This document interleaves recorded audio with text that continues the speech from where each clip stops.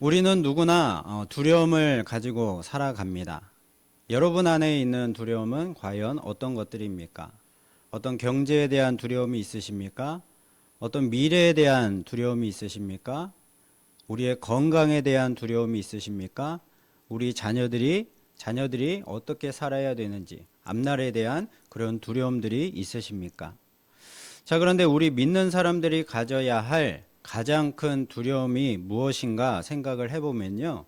아마도 마지막 심판에 대한 두려움이 되어야 할 것입니다. 왜 그렇습니까? 하나님의 그 심판이 우리의 앞으로의 그 영원을 결정짓기 때문인 것이죠. 그렇기 때문에 심판에 대한 두려움을 갖고 산다는 것은요, 긍정적인 효과가 있는 것입니다. 그 두려움을 가진 사람만이 이 영적 싸움의 삶에서 이 영적 싸움을 계속해서 믿음으로 할 수가 있고요. 끝까지 믿음을 지키고 영생을 얻을 수가 있기 때문인 것입니다. 이러한 두려움의 원인은요, 이런 어떤 외부로부터 오는 두려움의 그런 원인들은 외부로 오는 것도 있고요. 그 외부로부터 오는 그 두려움들이 우리 내면에서 키워져 가는 그런 두려움들도 있습니다. 외부로부터 오는 두려움은요, 외부로부터의 그 원인, 그 두려움의 원인만 사라지면요, 그 두려움도 같이 사라지는 것들입니다. 출애굽한 이스라엘 백성들이 홍해를 만났습니다. 앞에는 홍해가 가로막고 있고요. 뒤에서는 바로의 군사들이 바짝 추격해 오고 있는 사면초가의 상황이었습니다. 그때 하나님이요, 모세의 지팡이를 통해서 홍해를 가르시니 그 바다가 마른 땅이 되었습니다. 그러자 이스라엘 백성이 홍해를 만났을 때 가졌던 그 두려움은 다 사라지고요. 그 두려움이 변하여 하나님을 향한 찬양이 되었습니다. 이처럼 외부로부터 오는 두려움은요, 그 원인이 사라지면 그 두려움도 함께 사라지는 것이죠. 그러나 내부에서 생겨나는 두려움, 내부로부터 생겨나서 자라는 두려움은요, 다른 것입니다. 자신의 내부에서 생겨나서 점점 커지는 두려움은요, 원인을 찾아서 제거하기도 쉽지 않고요. 그 원인을 찾아서 제거한다고 해도 이미 두려움이 자신 안에서 커져 있는 상태이기 때문에 이 두려움을 극복하기는 참으로 어려운 것이죠. 사울 왕은 다윗이 골리앗을 죽인 그 순간부터, 그때부터 다윗 때문에 그의 마음속에 두려움이 생겼습니다. 이 두려움은요, 사울 스스로가 만들어낸 두려움이었습니다. 백성들이 다윗을 자신보다 더 좋아하니까요, 이제는 백성들이 자신을 죽이고 다윗을 왕으로 삼을 것을 두려워했던 것입니다. 이것은요, 사실도 아니고 일어나지도 않을 일이었습니다. 그럼에도 불구하고 이것 때문에 미리 염려하고 두려워했던 것이죠. 그래서 사울은요, 다윗을 죽이려 합니다. 그러나 이 두려움은요, 사울의 마음속에서 점점 더 커져서 악령이 그를 지배하게 됩니다. 그래서 다윗이 더 이상 그의 눈에 보이지 않아도요, 사울은 항상 그 두려움 속에 괴로워하며 비참한 인생을 살 수밖에 없었던 것이죠. 자, 그러므로 우리에게 가장 위험한 두려움은 무엇인가? 외부로부터 오는 두려움보다는요, 우리 안에서 커져가는 두려움인 것입니다. 우리가 만들어내는 두려움이라는 것이죠. 그래서 하나님은요, 우리 안에 있는 그 두려움의 위험성을 아시고요, 성경에 그렇게 두려워하지 말라, 염려하지 말라, 걱정하지 말라, 이런 말씀을요, 많이 적어 두신 것 같습니다. 무려 이 두려워하지 말라라는 이 말씀이요, 성경에 80번 이상 나오고 있습니다. 자, 그만큼 우리 인간이 두려움 때문에 넘어지고 쓰러지고 무너지기 때문에 하나님께서는요, 우리의 이 연약함을 미리 아시고요, 많은 말씀으로 위로하고 격려하시는 것이죠. 여러분, 하나님은 우리 안에 있는 두려움을 다 알고 계시는 분이십니다. 하나님은요, 우리를 사랑하시고 못하실 일이 없으신 전능하신 우리 아버지 하나님이십니다.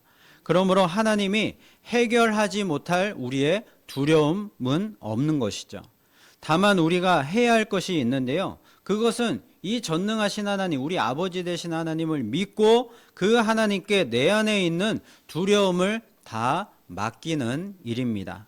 이사야 41장 10절 말씀을 우리 함께 읽어보도록 하겠습니다. 시작. 두려워하지 말라. 내가 너와 함께함이라. 놀라지 말라. 나는 내 하나님이 됨이라. 내가 너를 굳세게 하리라. 참으로 너를 도와주리라. 참으로 나의 의로운 오른손으로 너를 붙들리라. 아멘. 하나님이여 이렇게 확실한 말씀으로 우리에게 약속을 해 주셨습니다. 우리와 영원토록 함께 하신다. 하나님의 그 전능의 손길로 우리를 붙들어 주시겠다 약속을 해 주셨습니다.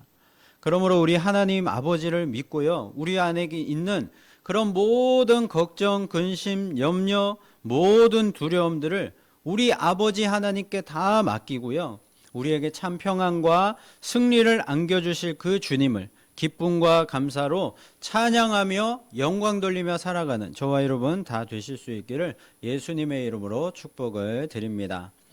오늘 본문은요, 느헤미야가 예루살렘 성벽을 재건하는 공사를 할 때에 대적들의 방해가 있었는데요. 그 방해들을 어떻게 극복을 했는지, 어떻게 그 방해들을 물리치고 그 성벽을 재건하는데 성공을 했는지에 대한 그런 말씀입니다. 오늘 말씀을 통해서 내 안에 있는 두려움과 싸워 승리하는 그 방법을 함께 배우고요.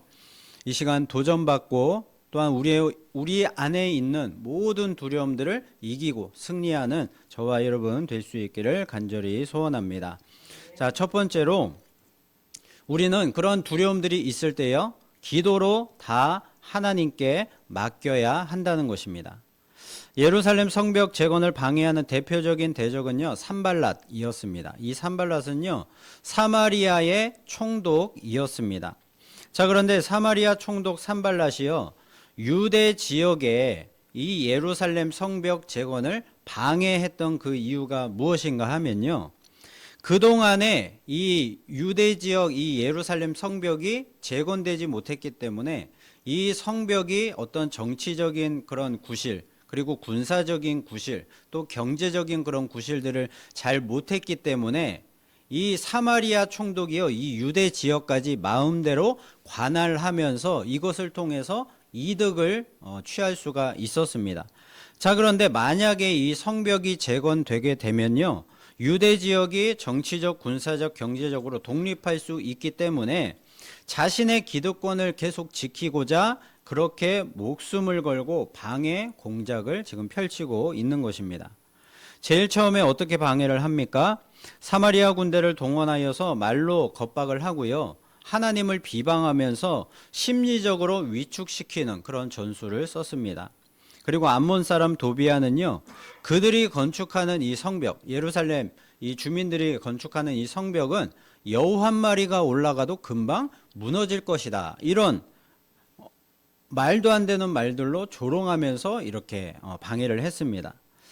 여러분, 우리가 믿는 자로서 하나님의 일을 하고자 할 때에 세상 사람들은요, 자꾸만 그냥 아무 이유 없이 우리를 방해하기도 하고요, 또 우리의 행동과 말이 자신들에게 조금이라도 거스르거나 해가 되거나 기분이 나쁘면요, 우리를 계속해서 공격하는 것입니다.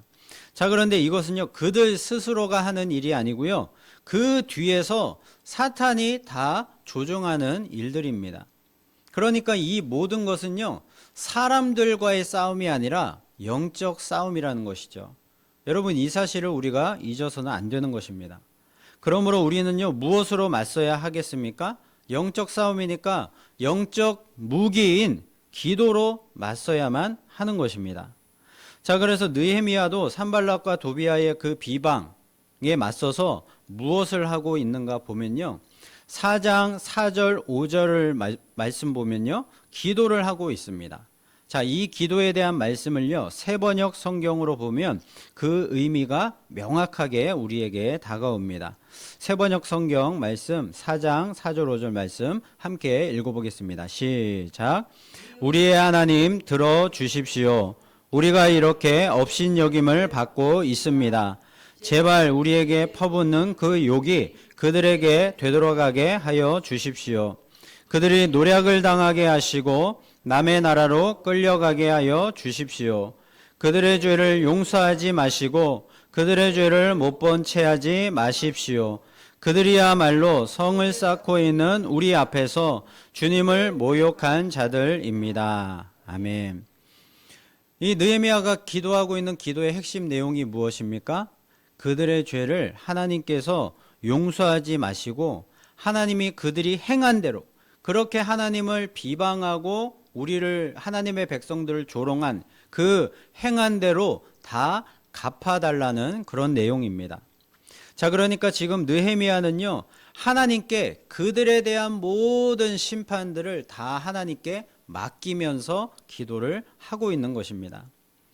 여러분, 우리는 나에게 악의를 품고 해를 가하거나 나의 일들을 방해하는 사람들이 있을 때 가장 어떤 마음이 먼저 듭니까? 똑같이 나도 그들에게 내가 당한 대로 복수하고 싶은 그런 마음이 가장 먼저 들 것입니다. 그래서 내가 당한 그대로 상대방도 그대로 벌을 받기를 원하는 것이죠. 그때 우리가 택하는 가장 빠른 방법이 무엇입니까? 내 손으로 직접 벌을 주는 것입니다. 내가 당한 그대로 나도 똑같이 그들에게 해를 가하는 것이죠. 내 오른뺨을 때리면요, 나도 그 사람의 오른뺨을 때리는 것이 우리가 원하는 것입니다. 그러나 주님은요, 오른뺨을 맞거든 너의 그 왼뺨도 돌려대라고 말씀을 하셨습니다.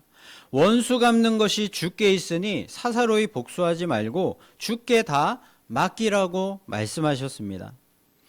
여러분, 내가 사람을 직접 벌 주고 심판하는 것은요, 하나님이 원하시는 일이 아닙니다. 하나님의 방법이 아닌 것입니다. 하나님을 믿는 사람들이 할 수 있는 행동이 아니라는 것이죠. 사람을 벌 주고 심판하는 것은요, 우리가 하는 것이 아니라 하나님이 하실 일입니다. 그러므로 우리는 억울한 일을 당하거나 우리를 방해하는 원수 같은 그런 대적을 만날 때에도요, 그래서 마음속에 두려움과 분노로 가득 찰 때에도 기도함으로 하나님께 다 맡겨야 하는 것입니다. 여러분, 느헤미야가 원래는요, 페르시아 왕의 술관원이었습니다. 술관원이라는 직책은요, 왕이 먹는 모든 그 음료들을 직접 먼저 맛을 보고 그 음료 안에 독이 있는지 없는지를 살펴보는 그런 직분이었기 때문에 이 페르시아 왕이 가장 신임하는 그런 사람이 이 직책을 맡을 수밖에 없는 것이죠. 그러니까 이 느헤미야가 가졌던 권력이라는 것은 상당히 아주 대단한 권력을 가진 사람이었던 것입니다. 자, 그래서 느헤미야가 이 예루살렘의 형편에 대한 그 소식을 듣고서요, 예루살렘으로 이제 올 때에 페르시아 왕은요, 이 느헤미야에게 총독이라는, 이 유대 지역의 총독이라는 직분도 주고요, 그리고 왕의 조서를 2편이나 써주기도 하고요, 그리고 예루살렘으로 이 느헤미야와 함께 가고 싶은 사람이 있다면 가도 좋다라는 말을 하면서 이 느헤미야와 함께 약 1000명에 가까운 사람들이 함께 이 예루살렘 땅에 갈 수 있도록 허락을 해 주었습니다. 그리고 안전하게 예루살렘까지 갈 수 있도록 병사들도 붙여주고요, 그리고 성벽과 느헤미야의 집을 지을 수 있도록 모든 그런 재료들, 물자들도 공급을 해주는 그런 모든 지원을 아끼지를 않았습니다.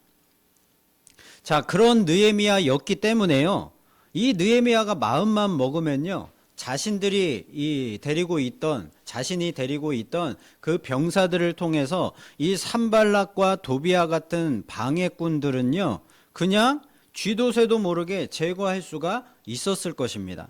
그러나 느헤미야는 그렇게 하지 않았습니다. 할 수 있음에도 그렇게 하지 않은 것입니다.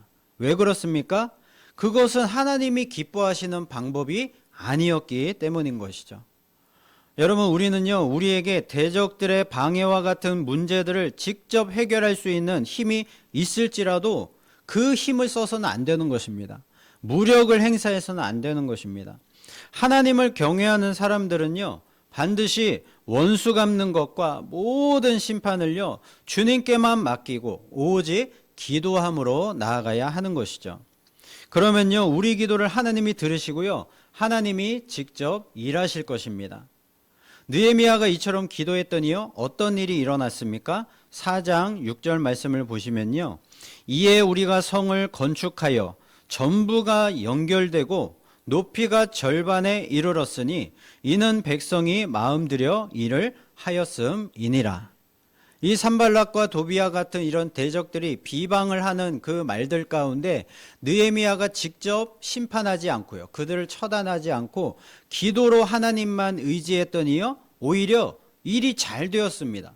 성들이 다 이제 연결이 되었고요, 성이 절반이나 지어졌다라는 것입니다.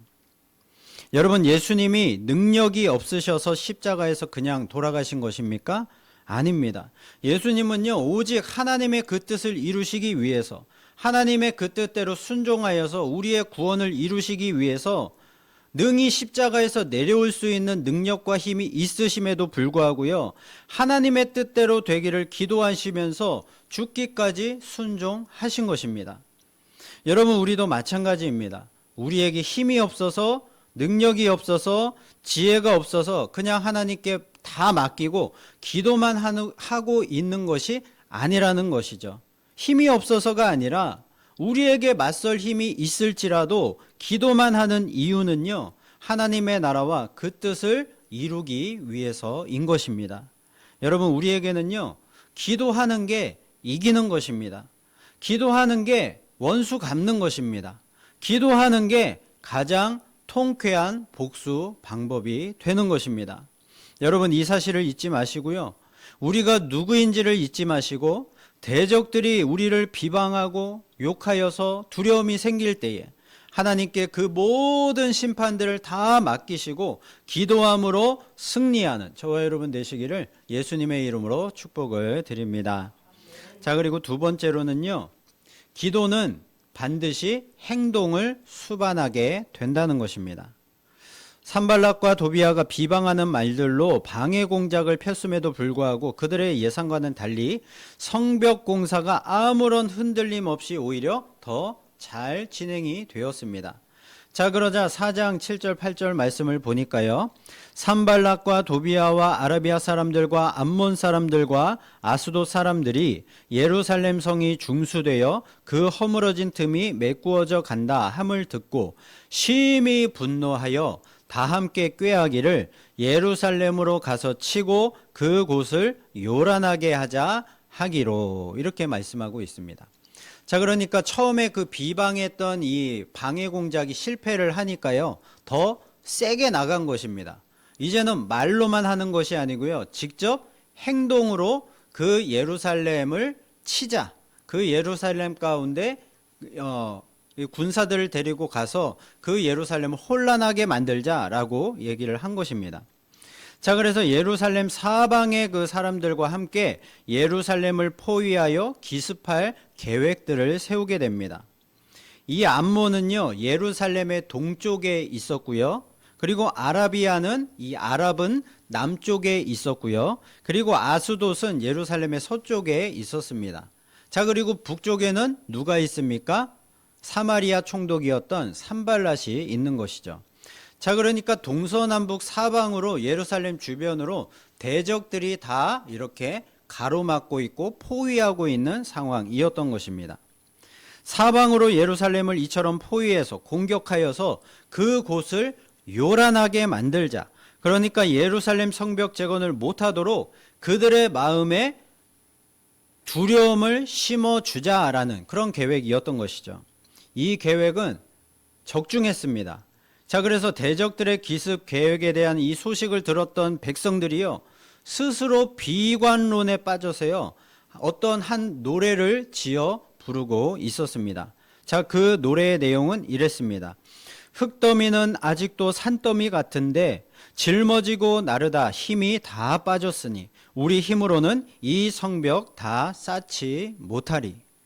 아직 일어나지도 않은 일을 가지고요, 그냥 소문일 뿐인 이야기를 가지고요, 그것들에 대해서 너무나도 두려워하면서요, 이러한 노래까지 지어 부르면서요, 사방의 대적들이 공격해 온다, 그런 소식만을 듣고서 사면초가의 상황이 될 것 같으니까요, 일어나지도 않은 일을 가지고 스스로 사람들의 내면에서 두려움이 크게 자라나서 그 두려움이 이 이스라엘 백성들의 마음을 요동치게 만들었던 것입니다.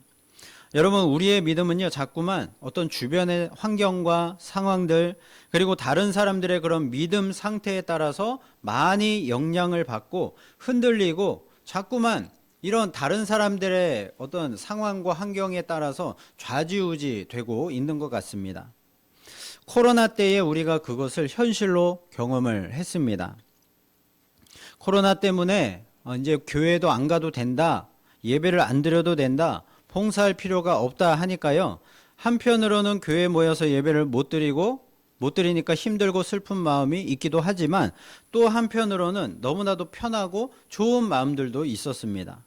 점점 남들도 이제 다 영상 예배로 대체하고요, 또 교회에서도요, 영상 예배로 보는 것도 예배로 인정해 주겠다라고 하니까요, 교회를 갈 수 있는데도 불구하고요, 이런저런 핑계를 대면서 그냥 집에서 영상으로 예배를 보는 것이 너무나도 자연스러워지게 된 것입니다. 저도 코로나를 걸려서 주일 예배에 한번 이제 빠질 때가 있었는데요. 그때 가장 먼저 드는 생각이요, 주일에 교회 가서 예배 못 드리니까 너무나도 힘들다, 슬프다, 이런 생각이 아니었고요. 주일 설교 준비 한번 안 해도 되니까 너무나도 편하다, 이런 생각이 먼저 들었습니다. 다른 성도들도 다 이제 뭐 그렇게 다 하고요, 그게 다 보편화되고요, 코로나 걸리면 다들 그렇게 격리하고 집에만 있어야 되니까 이제는 나도 어쩔 수가 없다, 이번 주는 그냥 예배를 쉬어야지, 뭐 어쩔 수 있겠나, 이런 안일한 생각을 하게 되는 것입니다. 여러분, 그럴수록 여러분 영상 예배이기 때문에 더 많이 준비하고 더 경건하고 거룩하게 예배를 드려야 함에도 불구하고 자꾸만 그렇게 되지가 않는 것이죠. 실제로 코로나 이후에 한국교회 성도 출석이요, 30% 이상 줄었다고 합니다. 자, 그런데 출석이 줄었다는 것 자체가 문제가 아니고요, 이 코로나 이 기간들을 거치면서요, 성도들의 그런 예배에 대한 인식들이 너무나도 바뀌었다는 데 문제가 있습니다. 이제는 주일 예배 한번 빠지는 것은요, 그냥 아무렇지 않게 생각을 합니다. 그리고 영상으로 그냥 이 주일 예배를 대체하는 것, 뭐 그렇게 해도 괜찮다라는 이 생각들이 이 한국교회 전반에 이렇게 퍼지게 되었습니다. 물론 그렇게 생각하지 않는 성도들도 많이 계시겠지만 상당수의 성도들이 그런 생각을 가지고 있다는데 문제가 큰 것입니다.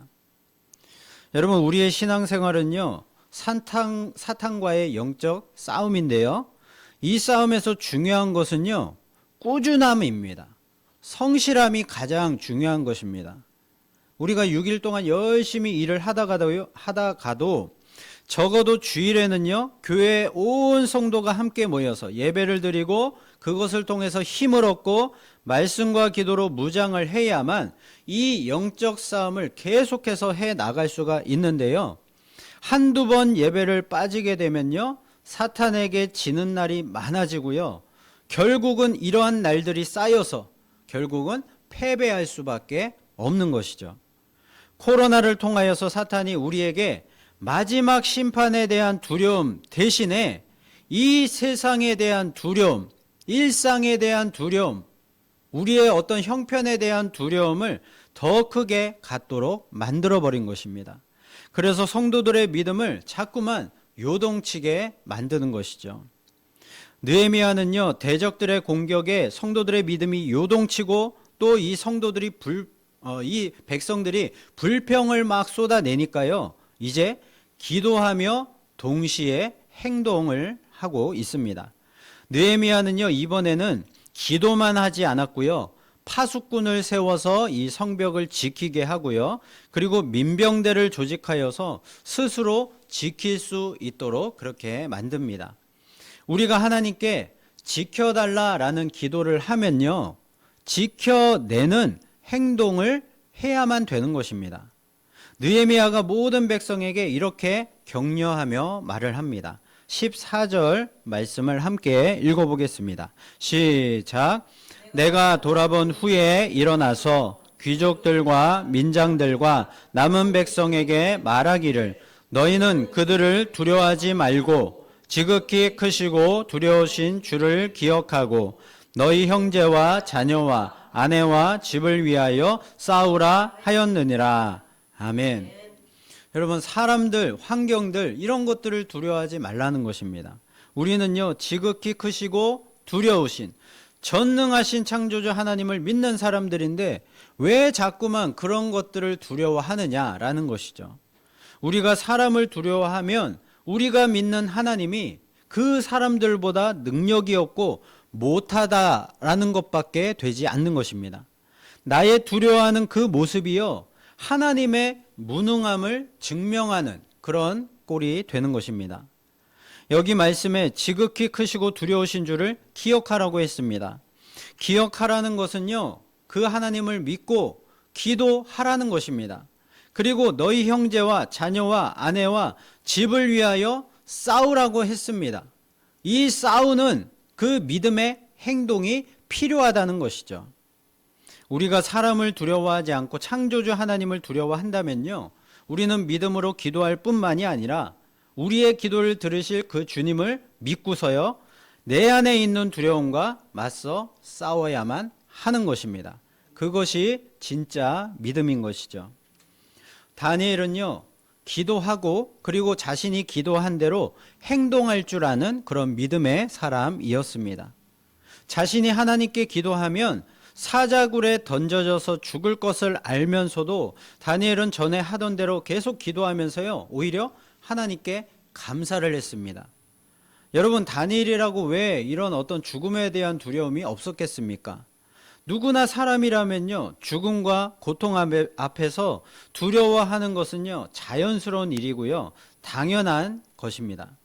그러나 다니엘은 사람보다도 하나님을 더 두려워했기 때문에 죽을 것을 알면서도 하나님께 기도를 했던 것이고요, 하나님께서 다니엘의 기도를 들으심을 알고 있었기 때문에 그런 하나님께 감사할 수가 있었던 것입니다. 여러분, 만약에 내가 로또에 당첨되게 해주세요 라는 기도를 했다면 여러분, 기도하고 그냥 가만히 있으면 로또에 당첨이 되는 것입니까? 그렇지 않죠. 로또를 구입을 해야 되는 것입니다. 그래야 하나님이 그 기도에 응답을 하시던가 안 하시던가 할 것 아닙니까? 여러분, 우리의 기도는요, 이처럼 기도만 하고 아무것도 하지 않는 이런 어리석은 기도가 되지 않기를 바랍니다. 여러분, 믿음의 기도는요, 반드시 믿음의 행동을 수반하는 것입니다. 하나님께 믿음으로 기도했다면 하나님이 그 기도를 들으실 것을 믿고 담대하게 행동으로 옮기는 믿음의 용사들 다 되시기를 예수님의 이름으로 축복을 드립니다. 자, 그리고 마지막 세 번째로 매일매일 말씀과 기도로 무장해야 한다는 것입니다. 느헤미야와 백성들이 믿음으로 기도하고 믿음으로 행동하니까요, 어떤 일이 일어났습니까? 4장 15절 말씀 함께 읽어보겠습니다. 시작. 우리의 대적이 우리가 그들의 의도를 눈치챘다 함을 들으니라. 하나님이 그들의 꾀를 패하셨으므로 우리가 다 성에 돌아와서 각각 일하였는데. 아멘. 하나님이 대적자들의 악한 꾀를 패하셨다. 하나님이 직접 일하셔서 이 악한 대적들의 그 모든 계획들을 다 무산시켰다. 헛수고로 만들어버리셨다라는 것입니다. 느헤미야는요, 이러한 하나님의 역사에 자만하지 않고요, 하나님의 도우심에 자만하지 않고요, 이 완전한 승리를 굳히기 위해서요, 대적자들에게 틈을 주지 않고 마지막까지 최선을 다합니다. 느헤미야는요, 이제 자신의 사병을 둘로 나누어서 이 사병의 절반은 성벽 공사를 함께 할 수 있도록 하고요, 그리고 나머지 절반은요, 무장한 채로 이 공사 현장을 지키게 합니다. 무장한 채로 성벽 공사를 하다가 언제든지 나팔 소리가 나면 기습에 대항할 수 있도록 만든 것이죠. 자, 그리고 느헤미야도요, 성벽 공사를 마칠 때까지 자신도 옷을 입은 채로 잠을 자고요, 그리고 물을 기르러 갈 때에도 항상 무기를 가지고 다녔습니다. 언제든지 싸워서 위기의 순간에 싸워서 이렇게 대응을 할 그런 준비를 하고 있었던 것이죠.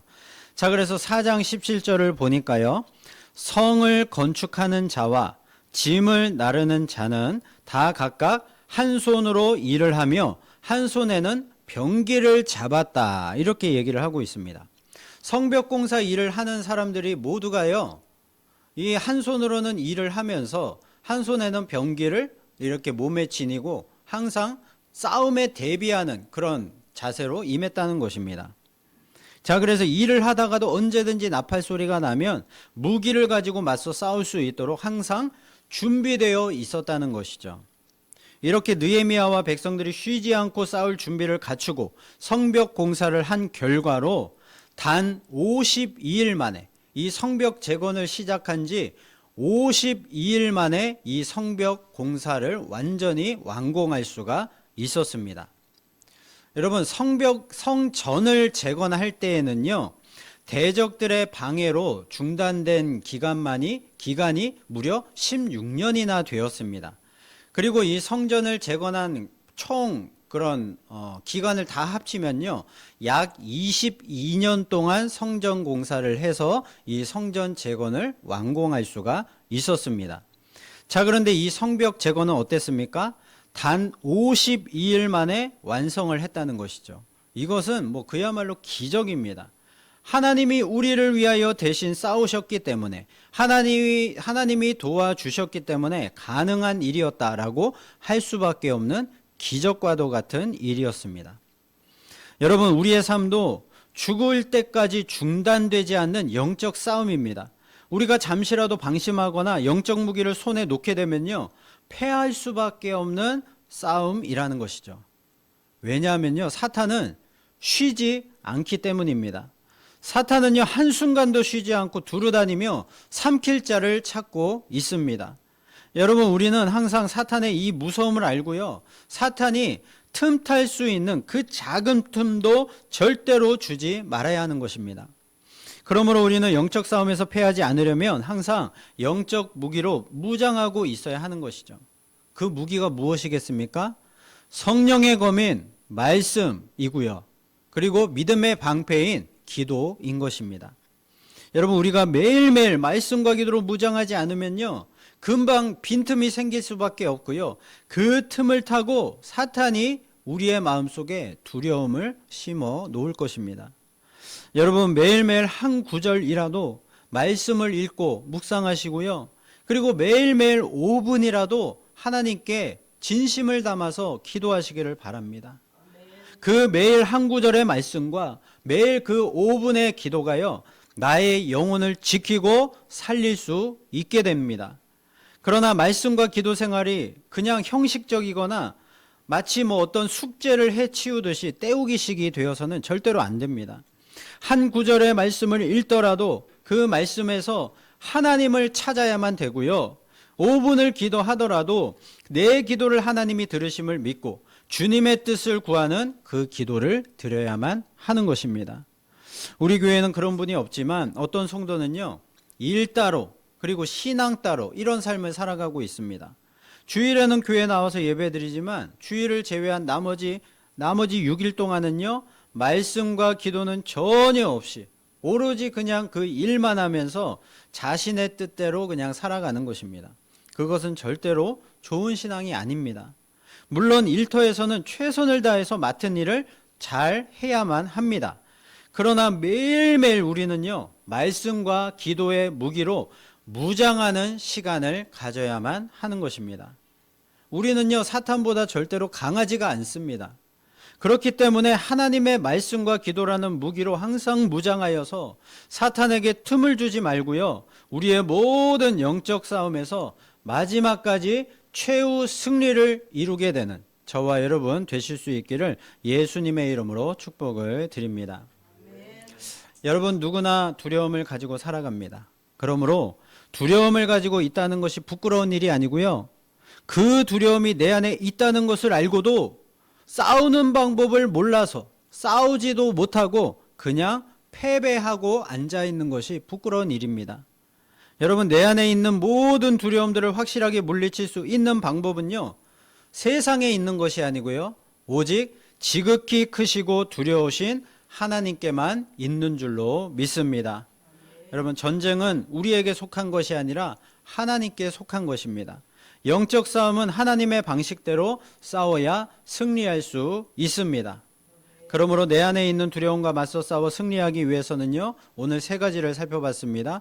기도로 하나님 앞에 다 맡기라는 것입니다.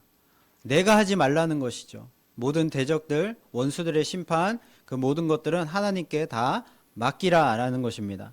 그리고 기도는요, 반드시 믿음의 행동을 수반한다는 것입니다. 여러분, 기도했다면 믿음으로 모든 삶 가운데 믿음으로 행동하시기를 바랍니다. 그리고 매일매일 조금이라도 말씀과 기도로 무장하고 의지하며 살자는 것입니다. 그리할 때 하나님이 우리를 위하여 싸우시고 우리 모두는 최후 승리를 얻게 될 줄로 믿습니다.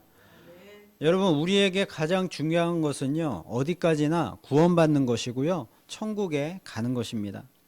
여러분, 세상의 방식대로 싸워서는 절대로 천국에 갈 수가 없습니다.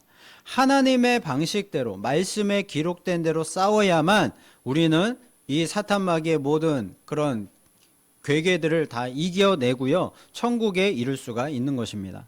여러분, 매일매일 말씀과 기도로 무장하여서 내 안에 있는 두려움과 당당하게 맞서 싸워서 최후 승리를 얻고 우리 모두 그 하나님이 우리에게 예비해 두신 그 천국에 다 입성하게 되는 저와 여러분 되시기를 예수님의 이름으로 축원합니다.